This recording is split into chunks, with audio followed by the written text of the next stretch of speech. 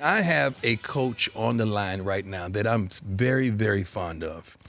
In his second season as the head coach of the Los Angeles Chargers, Anthony Lynn. Coach, how you doing, man? I'm doing good, Deion. What's going on? Coach, first and foremost, I love you. I'm proud of you, and you know why. You know all the reasons why, and it's not because of your ethnicity. It's because you're good, and it was well overdue. I appreciate it, man. That means a lot.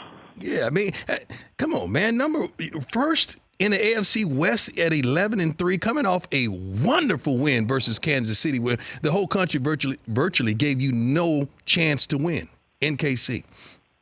Well, it's a common opponent. We're very familiar with them, and we feel like we liked our chances when we went in, and our guys play well on the road. Coach, tell me something, man. When you have your finger on the pulse and you made the decision, you got to go for a fourth down, 2-point conversion. I mean, what goes into that decision-making process?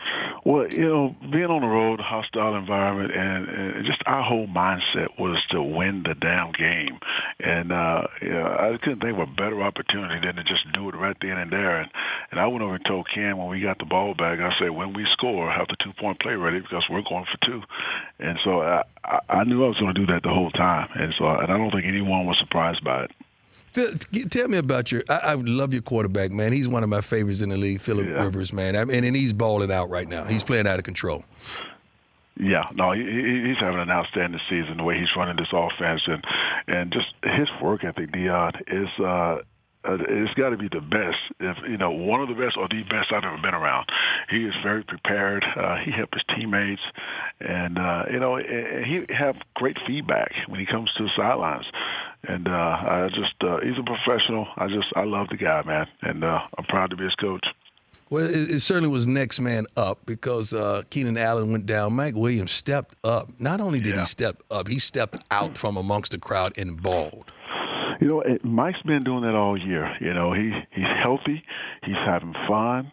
His rookie year, it was sad to see because you could tell he was hurting.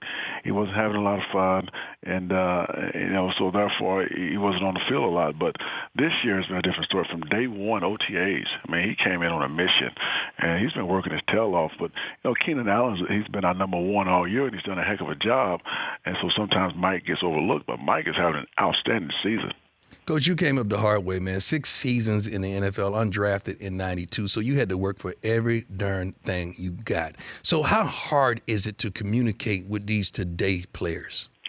It's you have to continue to evolve and grow because, a lot of today players, no different than the past or African Americans, and people just think because you're black, you can communicate and relate. Well, no, that's not the case.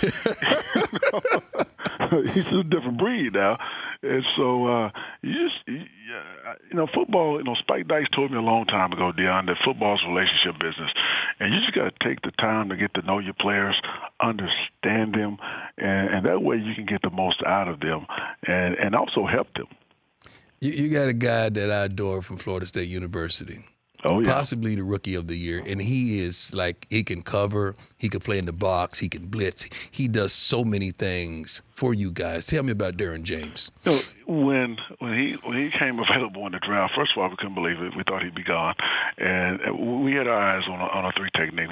We needed a defensive lineman, we felt like. But Derwin James, we drafted him because of teams like Kansas City.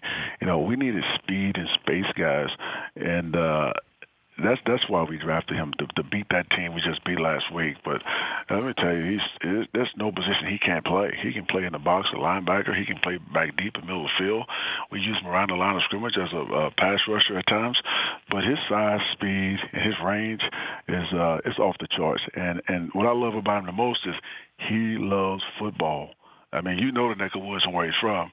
I mean, football has been it's a part of his fabric. It's been a big part of his life, all along. I mean, but he has a passion for the game. He's always walking around the building with the football in his hands. He's studying tape.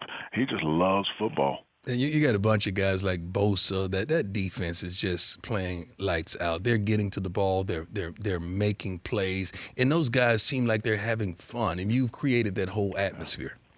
And they've done it with a lot of adversity. They lost Jason Verrett. They've lost Corey Legit. They lost, Brandon Mebane for a little while, Kaiser White, and Joey Bosa was gone for most of the season. And it's just been that next man mentality, next guy up. And Gus Bradley has done a good job of getting the most out of those guys, just putting them in positions to do what they do best, and not exposing people that way. So a lot of that's coaching, but those guys, man, they play with a lot of heart. They have fun, and what I like the most when I'm standing on the sidelines, they play for each other. Coach, when I look at the AFC, I'm thinking about the Chiefs, who you just beat. The Patriots are not the same team. Pittsburgh's up and down. The Texans, they're about a year or two away. You guys look pretty darn good going into the playoffs and possibly getting to Atlanta. Well, for us all year, it's been about peaking at the right time and playing our best football at the right time. And I feel like we're starting to come together, and we're getting some guys healthy. And so, we still have 2 games left, and we got to take it one game at a time because, God knows our hands are full with Baltimore this Saturday. We've been looking at those jokers for the last 3 days, and they're terrorizing the league right now. With their read option. Oh, my goodness. It's like going back playing Red Blake in the Army again. Yeah, man. That read option, this young man is balling. I mean, they are running the lights out of the ball. Speaking of running the ball, how are your backs doing? They're doing good. Melvin will be out this week. He'll be limited.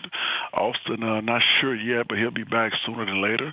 So it'll be nice to get those guys back out there. But my young guys, they stepped up and did an outstanding job. Coach, man, I'm proud of you for so many reasons. I love you. I appreciate you. I love your staff, what it represents. Man, just keep on doing it because you're opening so many doors that you don't even understand that you're opening. Just with your class, your dignity, your professionalism, and your success. I appreciate you, Coach. Man. Thanks a lot, D.L. God bless you. Coach Anthony Lynn, head coach of the Los Angeles Chargers. I got to get that out of my spirit. Los Angeles Chargers. The Rich Eisen Show, weekdays at noon Eastern on Audience.